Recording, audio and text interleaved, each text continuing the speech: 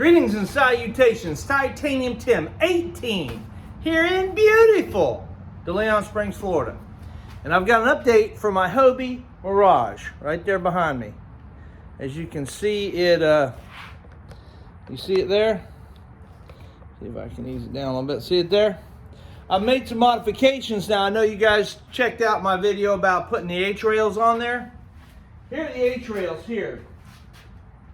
And they worked really well. I got the ball mount for my depth finder, rod holders, everything worked really well. However, I noticed there was a problem with my Hobie Mirage, so I took these H-rails off. I'm going to use them on another kayak, or I'll sort out somehow how to use them. I actually put these spacers on there to raise the rail up a little higher, and it presented its own set of problems.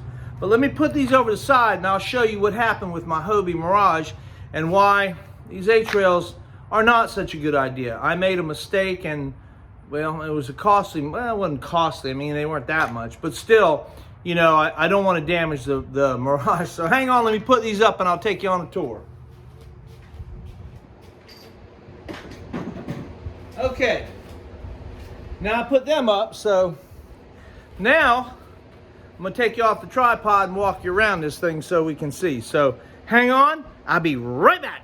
Okay, so here we are back at the Mirage. Now as you can see, I've got it rigged up very minimalistic. I like just being as lightweight as possible and just, you know, not having to haul a whole bunch of stuff, you know? So let's go over here. This is my paddle holder, and I put it into this channel here. I put this rod holder in this channel, and I did the same thing on the other side, and then I got a mount and I put it in the channel for my depth finder. This is my depth finder. It snaps right in there like that, and it's very easy to work with there. Got my paddles with the pedals with the kick up. But if you come back here, let me get out of the way, this fishing pole, them hooks are sharp. And back here I have the battery for the depth finder. Now I use a 12 alarm battery, and it works very well. 12 volt, 12 amp hour. It lasts me a long time. Many trips this thing lasts me before I have to charge it. I also got this plastic thing here to put under the seat.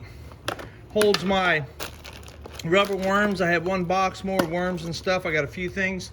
And I'm gonna tell anybody that kayaks, if you don't invest in this, you, my friend, are being foolish.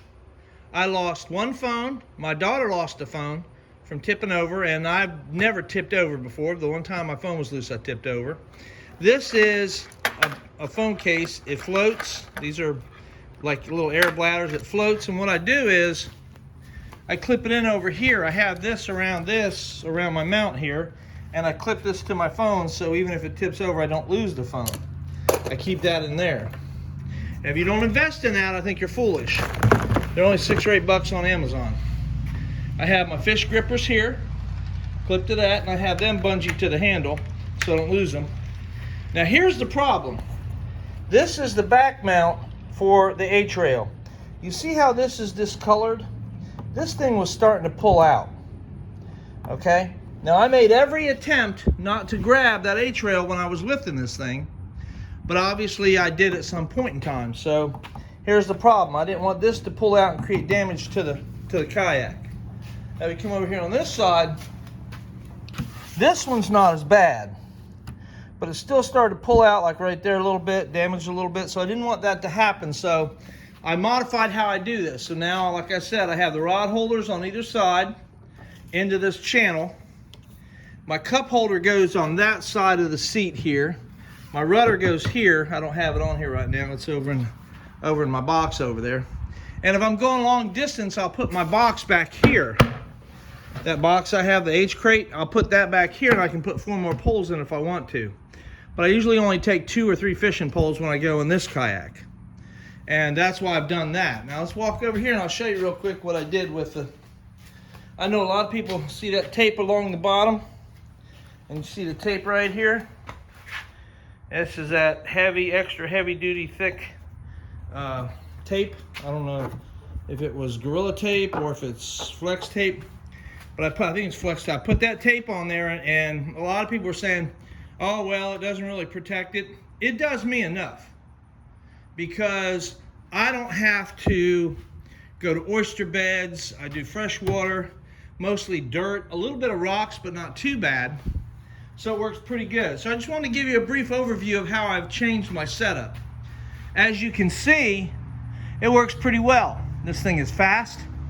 Sometimes up here, I'll put a small cooler with some drinks in it, something like that.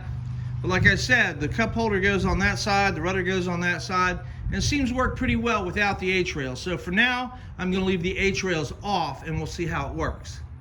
All right, so that's it. I just want to check in, give you guys an update, and I will see you later, and I'll talk to you soon, and I'll come right back on here. Give me a minute. Okay, so that's my update on my Hobie Mirage. Up here on the rack on my trailer, I have the Hobie PA-12. I took a friend of mine fishing. He loved it, caught a couple fish. I have the outriggers over there for it when I go out for all day because I like to stand up and it's more stable with the outriggers. But that's how I rig up the Mirage. Like I said, I got my paddle here. It's easy to take off. It's pretty stable. This mount works pretty well. So if you have any questions or concerns, give me a shout, let me know, and I'll be glad to answer any questions you have.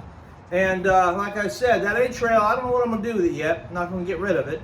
I'm not going to put it back on here though, because I found that now that I went through all that, I don't really need it. And I try to keep everything as minimal as I can, as lightweight and portable, because I use this thing when I do pond hopping, when I go to, like in the woods, where I have to drag it through the woods to fish a small pond or something like that. But it also works good on the intercoastal. It works good in big lakes. It's very stable, and it's very comfortable, and it's very quick. And it works very well. So that's what I got for you. You got any questions or concerns? Like I said, email me or leave me a comment. Let me know what you think, and I'll answer any questions you have. Aside from that, be good to yourself, be good to each other. Always remember and never forget, it's not what happens to you, it's how you deal with it. Thanks, have a great day, and I love you guys. I'll talk to you soon.